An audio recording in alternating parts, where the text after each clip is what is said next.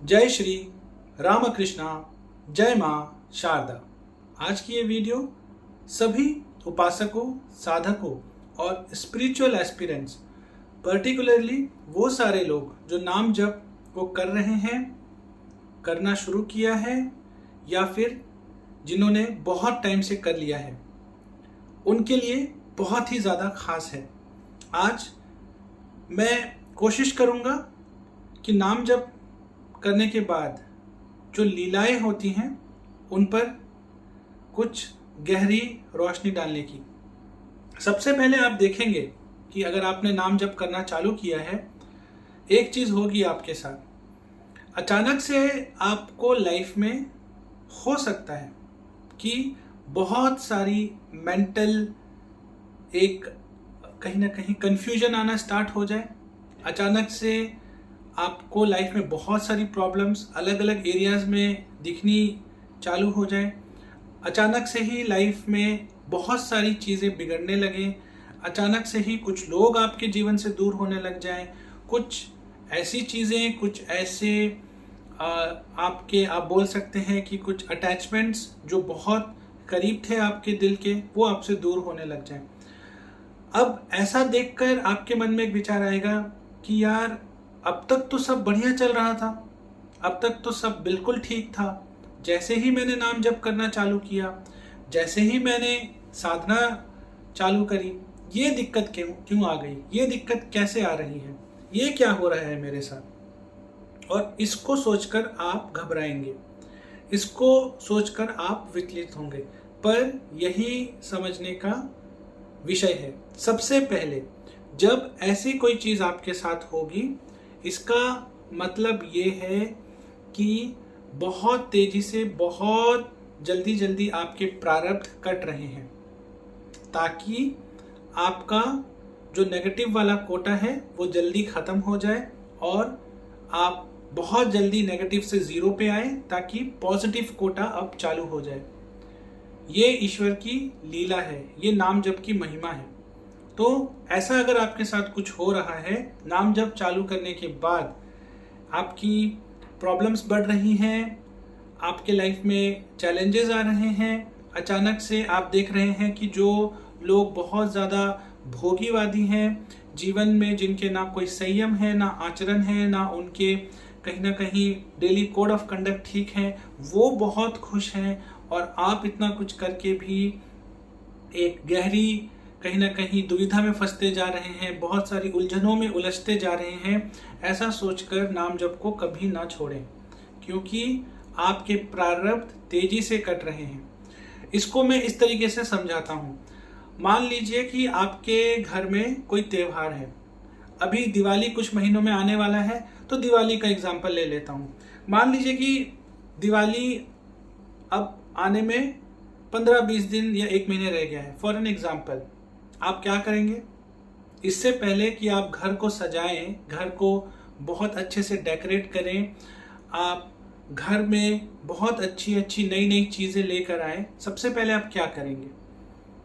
आप घर की सफाई करेंगे, कूड़े कचरे को निकालेंगे, जो चीज़ें ज़रूरत की अब नहीं रही, या जो चीज़ें कहीं ना कहीं अब आपको लगती हैं कि थोड़ी ओल्ड फैशन्ड हैं, या ये चीज़ें ठीक से काम नहीं करती, इनमें कुछ दिक्कतें हैं, उन्हें आप बदलेंगे और घर के सारे कूड़े कचरे को बाहर करेंगे।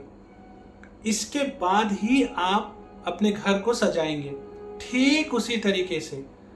इससे पहले कि आपके अंदर वो प्रेम, वो दिव्य प्रेम जागे, वो ईश्वर को लेके एक जो कहीं ना कहीं प्रेम है, करुणा है, व्याकुलता है, उनके साथ जुड़ने की जो तीव्र इच्छा है, वो स्थायी रूप से जागे। आपके अंतःकरण की शुद्धि की बहुत ज़रूरत है। जैसे घर की सफाई पहले हुई, उसके बाद घर को सजाया गया, डेकोरेट किया गया, नई नई चीज़ें लाई गई, ठीक उसी तरीके से आपके मन, आपके अंतःकरण की शुद्धि बहुत ज़रूरी है। इसीलिए आपके साथ ऐसा होता है। तो इसे देखकर घबराए ना और अपने नाम जप को कभी भी ना छोड़ें।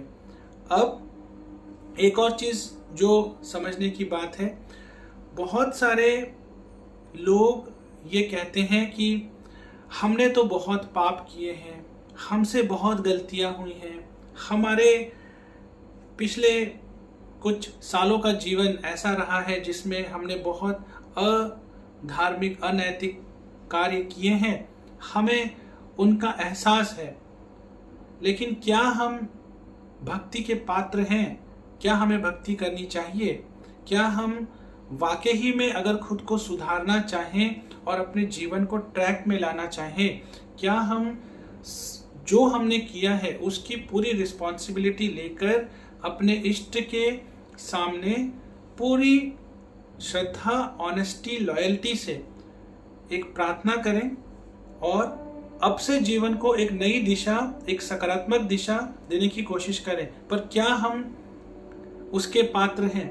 देखिए, कभी भी ईश्वर आपको जज नहीं करते हैं कि आपने क्या कर्म किए हैं, क्या आप पुण्य कर्म वाले हैं, आप पाप कर्म वाले हैं। ये सब जो चीज़ें आपने सुनी हैं, ये सब चीज़ें जो कहीं ना कहीं आपके मन में आई हैं, ये आपने लोगों के द्वारा या फिर आपने अलग अलग सोर्सेस से इन चीज़ों को देखकर, सुनकर फीड कर लिया है अपने माइंड में।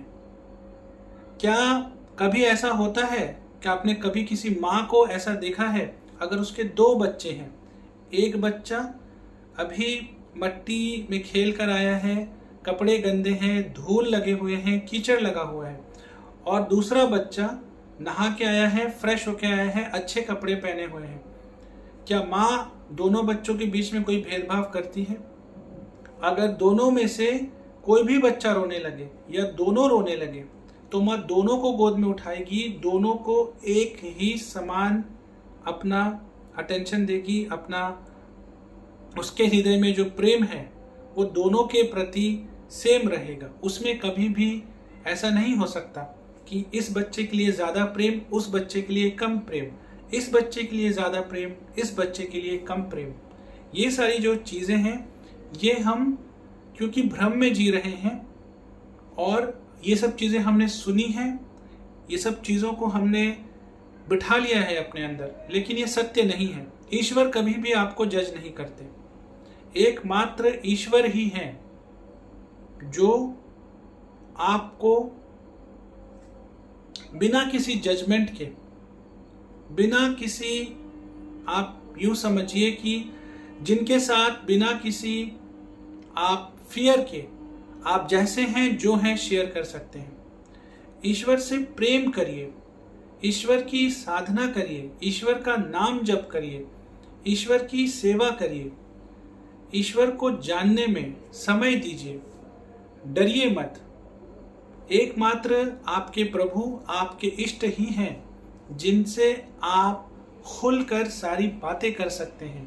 आपके जीवन में जो चल रहा है, जैसा चल रहा है, जो परेशानियां आ रही हैं, जो दिक्कतें आ रही हैं, जो चीज़ें आपको विचलित कर रही हैं, जिन चीज़ों से आप उलझे हुए हैं, उनके बारे में बिना किसी आप फियर ऑफ जजमेंट, बिना किसी फियर ऑफ गेटिंग एक्सप्लॉइटेड, केवल उन्हीं से बात कर सकते हैं।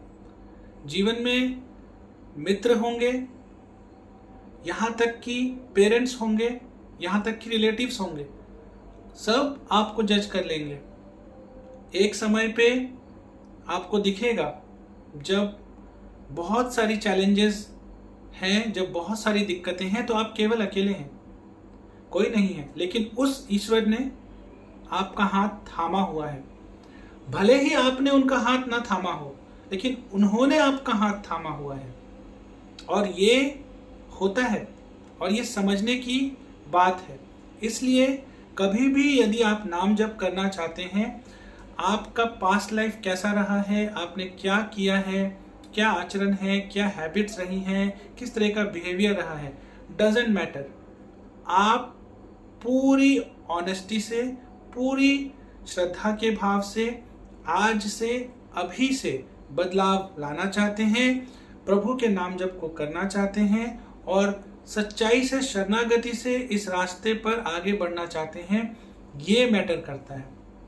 इसलिए कभी भी ऐसे विचार अपने मन में ना रखें जिससे कि आपकी साधना आगे ना बढ़ सके, या आप जीवन में जहाँ पर फंसे हैं, जहाँ पे उलझे हुए हैं, उससे आगे ना बढ़ सके, उससे निकलकर अपने जीवन को सही दिशा न दिखा सके। नाम जप की ये लीला है, ये महिमा है कि अगर आप नाम जप की शरण में जाएंगे, आपका जीवन बदलेगा, आपका जीवन सही दिशा में जाएगा, आपका जीवन सकारात्मक रूप से बदलेगा ही बदलेगा। आप अपने फ्यूचर को सिक्योर कर रहे हैं। तीसरी बात, आप एक चीज देखिए, नाम जप अगर आप कर रहे हैं तो आपके इष्ट चाहते हैं तभी आप ये कर पा रहे हैं, उनकी इच्छा से ही ये हो रहा है, वो चाहते हैं कि आप उनका नाम लें। इसका भी आपको एग्जाम्पल देता हूँ। आप कभी किसी भी तीर्थ स्थल पर जाइए, आप वृंदावन चले जाइए, आप वैष्णो माता जाइए, आप काशी जाइए, आप चित्रकूट जाइए, आप गिरनार जाइए, वहाँ पे साधु संत, लोकल जो लोग होंगे उन जगहों के, या आपके घर में जो बड़े गुरुजन होंगे, क्या कहेंगे आपसे? उन्होंने आपको बुलाया है तभी आप वहां जा पा रहे हैं। महादेव ने आपको बुलाया है तभी आप काशी जा पा रहे हैं। माई ने आपको बुलाया है तभी आप जा पा रहे हैं वैष्णो माता। कृष्ण ने आपको बुलाया है, राधा ने बुलाया है तभी आप वृंदावन जा पा रहे हैं। कहते हैं कि नहीं कहते हैं? तो क्या है इसका मतलब? वो चाहते हैं तभी आप नाम जप कर पा रहे हैं। आप पर उनकी कृपा पहले से ही है। आपको बस इस चीज को समझना है, इसको रियलाइज करना है और इसको अपने अंदर उतारना है। ये अगर आप समझ गए तो कभी आप अपनी साधना में भटकेंगे नहीं। और बहुत छोटी बात लग सकती है लेकिन बहुत गहरी बात है। या ऐसे लग सकता है कि कभी तो हमने ध्यान ही नहीं दिया इस पर, कितने लोगों ने हमें ऐसा कहा। अब ध्यान दीजिए, आपको चीजें समझ आएंगी। इसके बाद एक और चीज, कई बार लोग ऐसा सोचते हैं, कई बार लोगों को लगता है कि नाम जप क्या वाकई ही में पावरफुल है। इतने सारे तीर्थ स्थल हैं, इतने सारे यज्ञ हैं, हवन हैं, बाकी चीजें हैं। देखिए, अगर आप आर्थिक रूप से सक्षम हैं, आपका पॉकेट आपको अलाउ करता है, आप सारी चीजें करिए, कोई खराबी नहीं है, कोई कमी नहीं है। लेकिन अपनी साधना में नाम जप को सबसे ऊपर रखिए। इससे ऊपर कुछ नहीं है, ये सर्वश्रेष्ठ है। आपकी साधना का अधिक से अधिक समय केवल नाम जप, और इसके बाद कुछ करना है तो गुरु द्वारा दिए गए मंत्र, इन्हीं पर आपको अधिक से अधिक समय देना है। बाकी सारी चीजें इफेक्टिव हैं, बाकी सारी चीजें इंपॉर्टेंट हैं। आप उन्हें कर पाते हैं, आपकी पॉकेट अलाउ करती है, बहुत अच्छी बात है।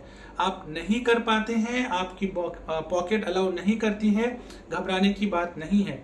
केवल नाम जप करिए, जहां हैं, जैसे हैं, जिस अवस्था में हैं वहीं से नाम जप करिए। अगर गुरु द्वारा दीक्षित है तो गुरु मंत्र को करिए। ये दोनों चीजें आपके जीवन में अधिक होना चाहिए आपकी साधना में।